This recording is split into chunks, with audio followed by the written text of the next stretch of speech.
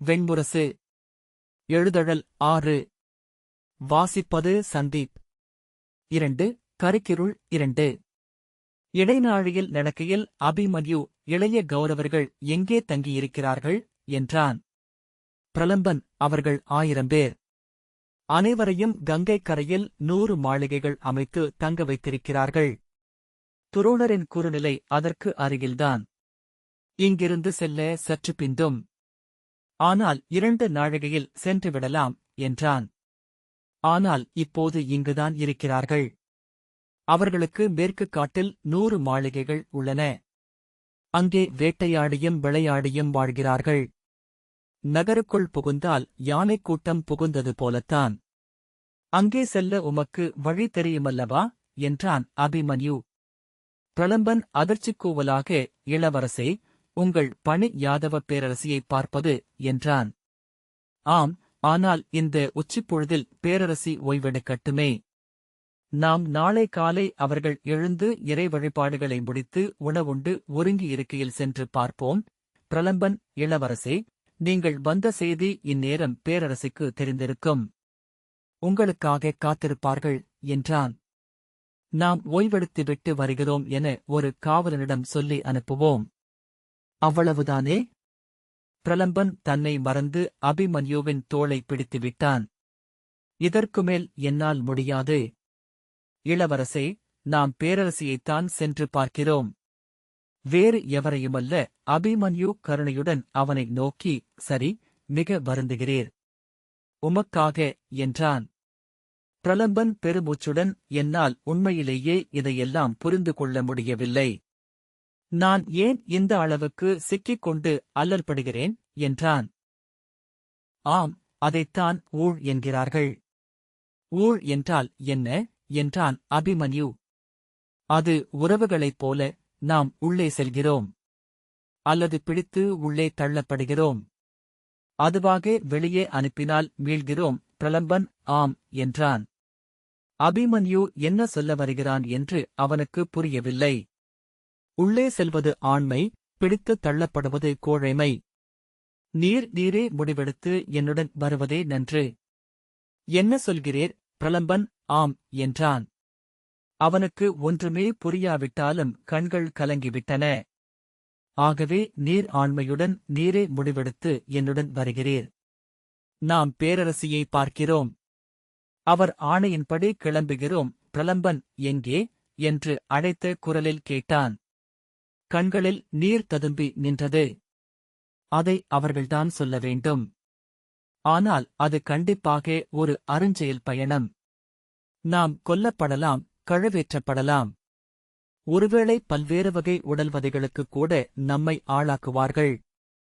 பிரலம்பன் எவர் என்றபோது தொண்டை முழை மட்டும் அசைந்தது. எதிரிகள் என்றான் அபிமன்யு. க்ஷத்திரியர்களை அவர்கள் உயிருடன் எண்ணெயில் வறுத்து உண்கிறார்கள். கழுகுகளுக்கு உணவாக்குவதும் உண்டு. பிரலம்பன் நெஞ்சு விம்ம தலையசைத்தான். நடந்தபோது அவன் கால்கள் தள்ளாடின. எதிரே வந்த வீரரிடம் சென்று வருகிறோம் சாமியரே என்றான் அபிமன்யு.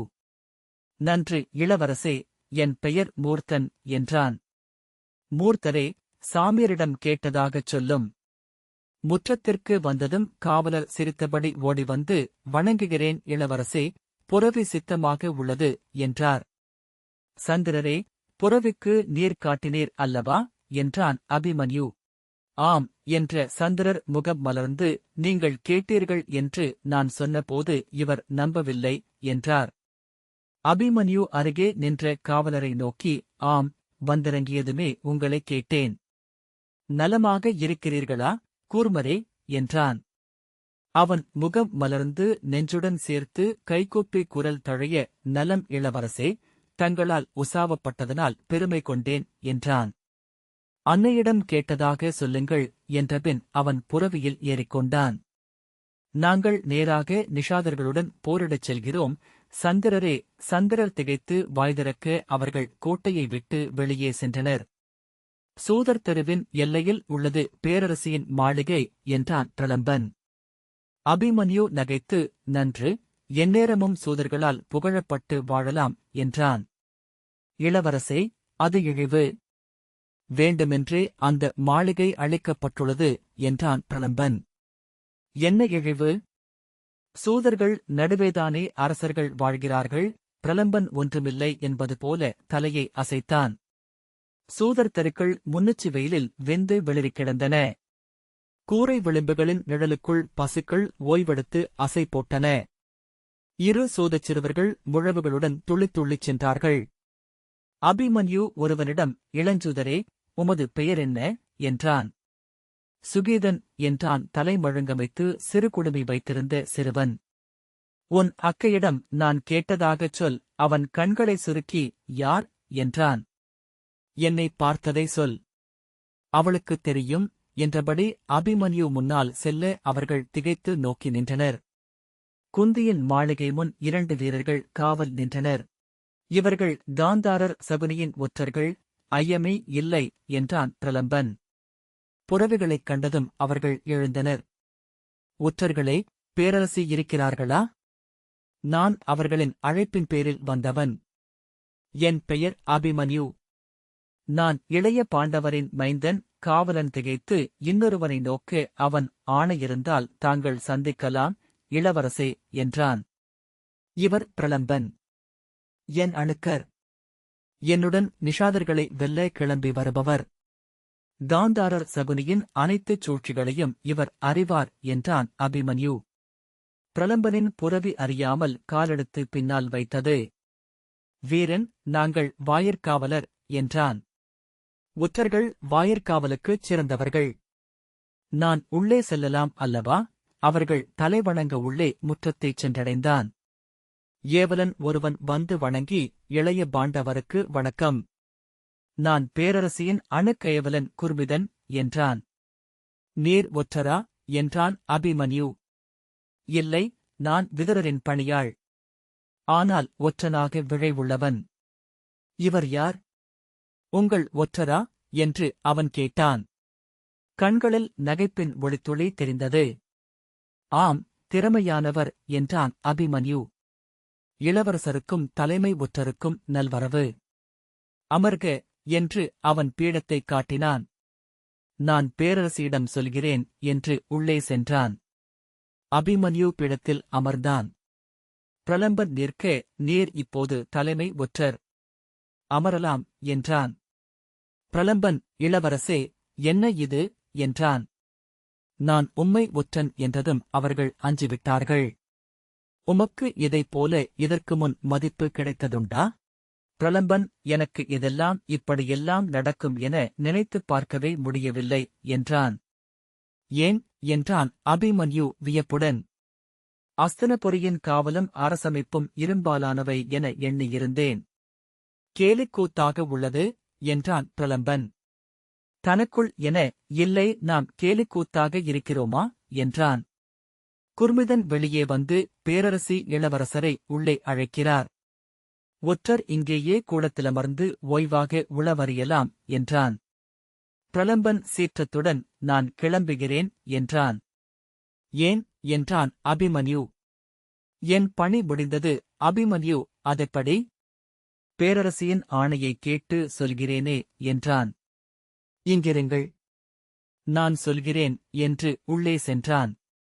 பிரலம்பன் மீண்டும் அமர்ந்து கொள்ள, ஒற்றருக்கு அருந்த என்ன கொண்டு வரட்டும்? ஒற்றர்களுக்கே உரிய இன்கடு நீர் உள்ளது. ஒற்றுத்திறன் மிகுவதற்கு உதவும் என்றான் குர்மிதன். பிரலம்பன் பல்லை கடித்தபடி தலை குனிந்தான். அவன் இடதுகால் மட்டும் ஆடிக்கொண்டிருந்தது. கதவைத் திறந்து உள்ளே சென்ற அபிமன்யு அங்கே சிறுபீடத்திலிருந்த வாளைத்தான் முதலில் நோக்கினான். அதை இயல்பாக கையில் எடுத்த பின்னர்தான் குந்தியை பார்த்தான். கையில் வாளுடன் அருகே சென்று குனிந்து கால்களை தொட முயன்றான். வாள் ஓசையுடன் கீழே விழுந்தது. அவள் அவன் தலையை வெறுமனே தொட்டாள். அபிமன்யு வாளை திரும்ப எடுத்து உருவி நோக்கிவிட்டு உள்ளே போட்டான். வெண்ணிறத் தலைமுடியும் நனைந்து ஒட்டிய வெண்பட்டு போல சுருக்கங்கள் மண்டிய முகமும் கொண்டிருந்த குந்தி அவனை எரிச்சல் நிறைந்த கண்களுடன் நோக்கினாள். அவன் அந்த வாளை அப்பால் வைத்துவிட்டு, நான் காம்பில்யம் சென்றிருந்தபோது தாங்கள் இந்திரபிரஸ்தம் வந்ததாக அறிந்தேன் என்றான். காம்பில்யத்திற்கும் செய்தி அனுப்பினேன் என்றாள் குந்தி. ஆம், நான் வரும் வழியில் தசகரணம் சென்று, அவள் இடைமறித்து, தசகரணம் மகதத்திற்கு அருகே உள்ளது. அது வழியில் இல்லை, என்றாள். மிகச்சரியாக பாரத வருஷத்தை அறிந்துள்ளீர்கள் பாட்டே. மெய்யாகவே வியக்கிறேன் என்று சொன்ன அபிமன்யு அவள் பீடத்தின் கைப்பிடியில் அமர்ந்து அவள் கன்னத்தைப் பற்றி என்ன சினம்? நான்தான் வந்துவிட்டேனே, என்றான். நீ எங்கே சென்றாய் என நான் அறிவேன், என்றாள் குந்தி. ஆம், அவைக்குச் சென்றேன். நான் மந்தனமாக நகர் நுழையவில்லை என்றும் எதற்கும் அஞ்சமாட்டேன் என்றும் அவர்களுக்கு தெரிவிக்க வேண்டும் அல்லவா? பாட்டே, அவர்கள் சூழ்ச்சி செய்கிறார்கள். குந்தியின் விழிகளில் ஆர்வம் எழுந்தது. என்ன சூழ்ச்சி? என்றாள். அது தெரியவில்லை, அவர்கள் சொல்லவில்லை என்ற அபிமன்யு குனிந்து வாளை எடுத்து ரீ என ஓசையெழ உருவினான். குந்தி முகம் சுளித்து, அதை தூக்கிப் போடு, மூடா, என்றாள். அவன் அதை தூக்கி அரைமூலை நோக்கி வீச பேரொலி எழுந்தது. குந்தியின் உடல் அதிர்ந்தது. கதவு திறந்து குர்பிதன் உள்ளே வந்தான். ஒன்றுமில்லை. வாளை வீசினேன், என்றான் அபிமன்யு. குந்தி கை காட்ட குர்பிதன் வெளியே சென்றான். குந்தி, எனக்கு வேறு எவரும் உகந்தவர்கள் எனத் தோன்றவில்லை. உன்னை ஒரு பணியின் பொருட்டு அனுப்ப விழைந்தேன், என்றாள். வாயின் இருபுறமும் கன்னம் அழுத்தமாக மடிந்து, கண்களுக்குக் கீழே கரிய வளையங்கள் படிந்து, இடக்கண் சற்று இறங்கியிருந்தமையால் எப்போதும் ஐயமும் வஞ்சமும் கலந்த தோற்றம் அவள் முகத்தில் இருந்தது. ஆணையிடுங்கள். அழித்து எரித்துச் சாம்பலாக்கிவிட்டு வருகிறேன், என்றான் அபிமன்யு. அவள் திகைப்புடன், எவரை? என்றாள். நிஷாதர்களை, அசுரர்களை அல்லது க்ஷத்திரியர்களை? எவரையேனும், என்றான் அபிமன்யு. நான் உன்னை அழைத்தது ஒரு தூது பணிக்கு, என்றாள் குந்தி. தூது செல்லவா? அதற்கு நான் எதற்கு? புறா போதுமே, என்றான் ஏமாற்றத்துடன். புறா சென்றுவிட்டது, மறுமொழி இல்லை. உண்மையில் நான் தூதனுப்பியவன் என்ன செய்கிறான் என்பதே தெரியவில்லை. அபிமன்யு இளைய யாதவர்தானே? நான் சென்று அழைத்து வருகிறேன், என்று ஆவலுடன் எழுந்தான். நீ என் தூதனாகச் சென்று அவனைப் பார். இங்கே நிகழ்வனவற்றையும் என் தூதையும் நான் உன்னிடம் ஓலையில் எழுதி அளிக்கிறேன். அவற்றை உளப்பதிவு செய்துவிட்டு அழைத்துவிட்டுச் செல். அதை அவனிடம் சொல். அபிமன்யு ஆவலுடன், சொல்லி, என்றான். அவன் எவ்வண்ணம் இருக்கிறான்? ஓலைகள் உண்மையாகவே அவனிடம் சென்று சேர்கின்றனவா ஏதும் தெரியவில்லை. நீ அவனை தனிமையில் நேரில் சந்திக்க வேண்டும். அவன் எண்ணத்தை என்னிடம் வந்து உரைக்க வேண்டும். நான் அவரை அப்படியே அழைத்து வந்து விடுகிறேனே, என்றான் அபிமன்யு. நன்று, முயற்சி செய், என்றாள் குந்தி. உடனே கிளம்புகிறேன். நான் துவாரகைக்குச் சென்று நெடுநாட்களாகின்றன. குந்தி, அவன் துவாரகையில் இல்லை. துவாரகையை சத்யபாமை ஆள்கிறாள், என்றாள். அபிமன்யு, மதுராவுக்குச் செல்வது மேலும் எளிது, என்றான். மதுராவை பலராமன் ஆள்கிறான், என்றாள் குந்தி. அபிமன்யு சில கணங்களுக்குப் பின் நான் இமயமலைக்குச் செல்கிறேன், என்றான். அவள் மீண்டும் குழம்பி கண்களை சுருக்கி, எதற்கு? என்றாள். அங்கேதான் அவர் தவம் செய்கிறார் என நினைக்கிறேன். நான் தேடிக் கண்டுபிடித்து. அவள் போதும் என கை காட்டி, நீ எங்கும் தேட வேண்டியதில்லை. இங்கிருந்து வாரணவதம் சென்று சப்த சிந்துவை கடந்து யாதவ நிலத்திற்குள் நுழைந்தால் சப்தஃபலம் என்னும் சிறிய கோட்டை நகர் வருகிறது. துவாரகையின் கோலுக்கு உட்பட்டது அது. அவன் சென்ற 14 ஆண்டுகளாக அங்குதான் இருக்கிறான், என்றாள். அபிமன்யு, நான் அங்கே செல்கிறேன், என்றான். அவன் அங்கே அரசு சூழலை முற்றிலும் விலக்கி தவத்திலிருப்பதாகச் சொல்கிறார்கள். நீ சென்று அதைக் கலைத்து அவனை அரசியலுக்குள் கொண்டு வர வேண்டும். அவன் வந்து இங்குள்ள சிக்கல்களை சீராக்க வேண்டும். எண்ணிக்கொள், அவன் வந்தாலொழிய இக்கொடியவர்களிடமிருந்து என் மைந்தர்களுக்கு உரிமையான நிலத்தை நாம் மீட்க முடியாது. அபிமன்யு, நான் அவரை எழுப்புகிறேன். தேரிலேற்றிக் கொண்டு வருகிறேன், என்றான். என்னுடன் பிரலம்பன் என்னும் அணுக்கன் வருகிறான். நாளை மறுநாள் இருவருமாக செல்கிறோம். குந்தி, நாளை மறுநாளா? எதற்கு அத்தனை பிந்த வேண்டும்? என்றாள். அபிமன்யு கைகளைத் தூக்கி, என் உடன்குருதியினருடன் விளையாடப் போகிறேன். மூத்தவர் லட்சுமணன் எனக்காக காத்திருக்கிறார் என்றார்கள். அந்தியில் உண்டாட்டு உள்ளது.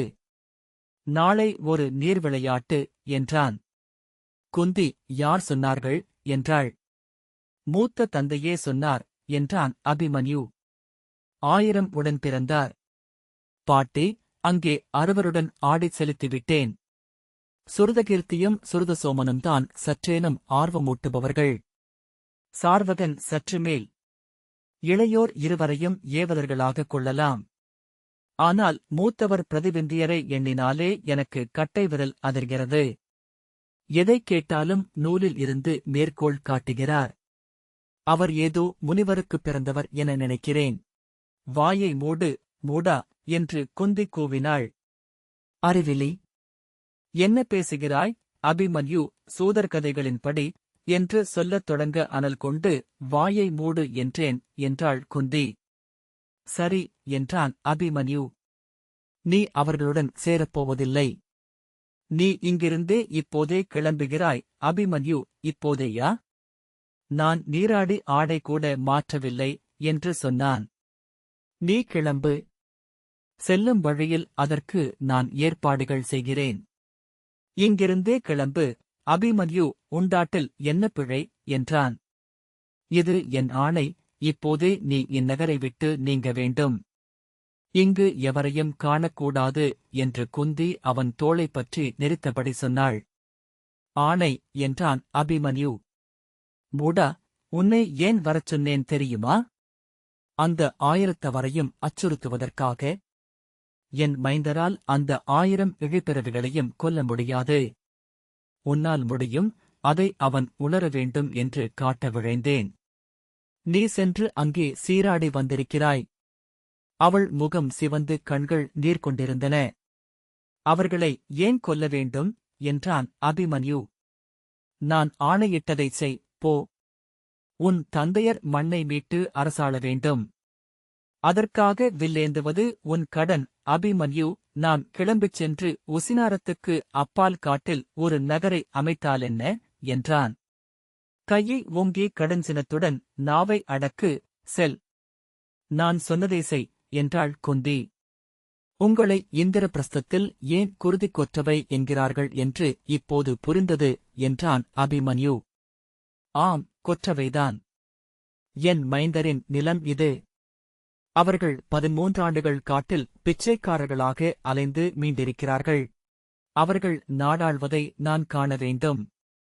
அதற்காக முப்புறத்தையும் எரிப்பேன் என்றாள் குந்தி. எரிப்போம் என்று அபிமன்யு சொன்னான்.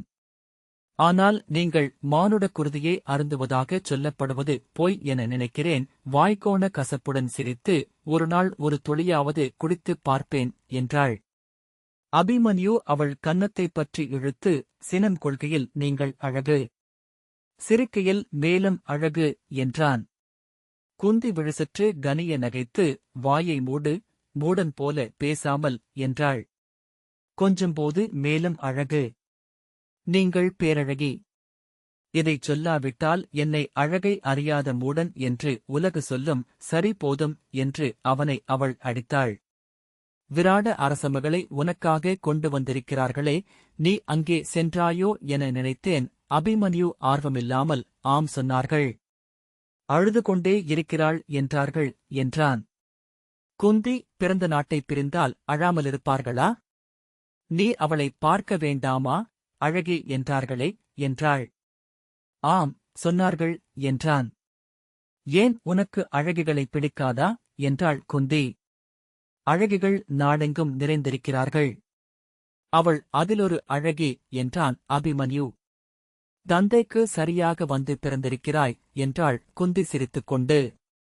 சரி, நான் விடை பெறுகிறேன். நள்ளிரவில் கிளம்பும்போது சொல்லிக் கொண்டு செல்ல முடியாதல்லவா என்றான் அபிமன்யு. இரு, நள்ளிரவில் யார் கிளம்புவது? நீ இப்போதே கிளம்புகிறாய் என்றாள் குந்தி. ஆம், இப்போதே என்ற அபிமன்யு எழுந்து கொண்டு, நான் கையாண்டதிலேயே நீங்கள்தான் மிக கடினமான பெண் என்றான். என்ன சொல்கிறாய்? அறிவிலி என குந்தி சிரிப்புடன் கேட்டாள். பெண்கள் பூனைகளைப் போல. எப்படியும் சரியாக 4 கால்களில் நிலம் வந்து விடுவார்கள் என்றான் அபிமன்யு. ஆனால் ஒவ்வொரு முறையும் நிலத்தில் வெவ்வேறு இடங்களுக்கு வந்து விழுவார்கள். ஒரே இடத்தில் சரியாக வந்து விழும் பெண் நீங்கள்தான். குந்தி, என்னை நீ ஏற்க முடியாது. கிளம்பு என்றாள். சரி என அபிமன்யு எழுந்து கொண்டான். தலைவணங்கி விடை கொள்கிறேன் பாட்டி என்றான். அவள் அவன் தலையைத் தொட்டு வாழ்த்தினாள். அபிமன்யு வெளியே வந்தபோது காலடியோசை கேட்டு பிரலம்பன் பாய்ந்து எழுந்து, நான் விடை கொள்கிறேன் இளவரசே என்றான். எப்படி விடை கொள்ள முடியும்? பேரரசி என்னுடன் உன்னையும் இளைய யாதவரை பார்க்க தூதனுப்பியிருக்கிறார்களே என்றான். என்னையா? என்னை அவர்கள் எப்படி என பிரலம்பன் தடுமாற அறைக்குள் இருந்து வெளிவந்த குர்மிதன், இளவரசே, உங்களுக்கும் இவருக்கும் புறவிகளும் பிறவும் ஒருக்க பேரரசி ஆணையிட்டிருக்கிறார்கள். இங்கிருந்தே கிளம்புகிறீர்கள் என்றார்கள் என்றான். பார்த்தாயா என்றான் அபிமன்யு. பிரலம்பன் குரல் கம்ம, இதெல்லாம் பெரிய என்று தொடங்கி உதடுகளை அழுத்திக் கொண்டான். அஞ்சாதீர், நாம் போருக்கே செல்லவில்லை என்றான் அபிமன்யு. போருக்கா? இளவரசே, நான் கோட்டைக் காவலன். குர்மிதன் இவரைப் போல திறமையான ஒற்றரை நான் கண்டதே இல்லை. காவலராகவே மாறிவிட்டிருக்கிறார் என்றான். ஆம், கிளம்புவோம் என்றான் அபிமன்யு. நான் இல்லம் சென்று அன்னையிடம் சொல்லிவிட்டு என்று பிரலம்பன் சொல்ல அதை குர்மிதர் சொல்லிக் கொள்வார். நாம் இங்கிருந்தே கிளம்ப வேண்டுமென்பது பேரரசியின் ஆணை என்றான் அபிமன்யு. பிரலம்பன் பெருமூச்சுடன் தலையை அசைத்தான். அவர்கள் கிளம்பி நகர்த்தெருக்களினூடாகச் சென்றனர். பிரலம்பன் தலை குனிந்து புரவி மேல் அமர்ந்திருக்க அபிமன்யு இருபுறமும் மாளிகைகளை நோக்கிக் கொண்டு வந்தான். ஒரு சோதர்குழு இசைக்கலங்களுடன் சென்றது. என்ன நினைத்துக் கொண்டிருக்கிறீர் என்றான் அபிமன்யு. நான் தொலைவில் உங்களை முதலாக கண்ட கடத்தை என்றான் பிரலம்பன். அப்போது அறிந்திருக்கவில்லை. அபிமன்யு அவ்வழியாகச் சென்று ஓர் இளம்பெண்ணிடம், உன் தந்தை பெயர் பாசகர் அல்லவா? நலமாக இருக்கிறாரா என்றான். இல்லை என்று அவள் சொன்னாள். ஆம், பாரவர். மாறிவிட்டது. அவள் இல்லை என்றாள். அவன் புரவியை மேலே செலுத்த பிரலம்பன் திரும்பி நோக்கியபின் பின்னால் வந்து புன்னகையுடன், என்ன என்றான். அழுத்தமான பெண் என்றான். பிரலம்பன் திரும்பி நோக்கி, ஆம், திரும்பிக் கூட நோக்காமல் செல்கிறாள் என்றான். திரும்ப மாட்டாள். திரும்பக்கூடாதென அவளுக்குத் தெரியும் என்றான் அபிமன்யு. கோட்டை முகப்பை அடைந்தபோது அவன் கைவிடுபடைகளைக் கண்டு அருகே சென்றான். பிரலம்பரே, இந்த கைவிடுபடைகள் எப்போது பொருத்தப்பட்டவை என்றான். என் தந்தை இளமைந்தனாக இருக்கையிலேயே இவை இப்படி இறுகி நின்றுள்ளன என்றான் பிரலம்பன். அவை நாளையே கூட எவரையேனும் கொல்லலாம். விந்தைதான் என்றான் அபிமன்யு. அவற்றைச் சுற்றி வந்தபடி இந்த அம்புகளைத் தொடுத்தவர்கள் மறைந்து விட்டார்கள். அவர்களின் வஞ்சமும் விசையும் மட்டும் அப்படியே எஞ்சியிருக்கிறது. அவர்களால் கொல்லப்படவிருப்பவர்கள் அப்போது பிறந்திருக்கவில்லை என்றான். பிரலம்பன் நெஞ்சு திடுக்கிட அவற்றை ஏறிட்டு நோக்கினான். அவன் இளமை முதலே கண்டுவரும் படைக்கலத் தொகை அது. அவை அனைத்தும் உயிர்கொண்டு விட்டவை போல தோன்ற அவன் விலகிச் சென்றான். இங்கே எங்கெல்லாம் நாம் காணாத வஞ்சமும் சினமும் பழியும் விசை கொண்டு கூர்சூடிக் காத்திருக்கின்றன என நாம் அறிய மாட்டோம் பிரலம்பரே என்றான் அபிமன்யு. பிரலம்பன் அங்கே நிற்கவே அஞ்சி புரவியை பின்னால் செலுத்தி, செல்வோம் இளவரசே என்றான். மானுடர் மண்ணில் எதையெல்லாம் விட்டுச் செல்கிறார்கள் என்று எவருக்காவது தெரியுமா? தெரிந்து கொள்ளவும் முடியுமா என்றபடி அபிமன்யு 1000 அம்புகள் உடலெங்கும் விடைத்து நிற்க முள்ளம்பன்றி என நின்ற கைவிடுபடை ஒன்றை அணுகி சுற்றி வந்தான். அதன் 20 பெரிதர்களும் இறுகி நான் விம்ம நின்றிருந்தன. செல்வோம் இளவரசே என்றான் பிரலம்பன். ஆம், செல்வோம். பொழுதாகிறது என்றபடி அபிமன்யு புரவியை திருப்பினான். பிரலம்பரே, இங்கே கண்ணுக்குத் தெரியாமல் விசை கொண்டிருப்பது எது தெரியுமா என்றான். பிரலம்பன் இல்லை என தலையசைத்தான். சத்யவதியன்னையின் வஞ்சம் என்றான் அபிமன்யு. இந்த வாசிப்பை கேட்டதற்கு நன்றி.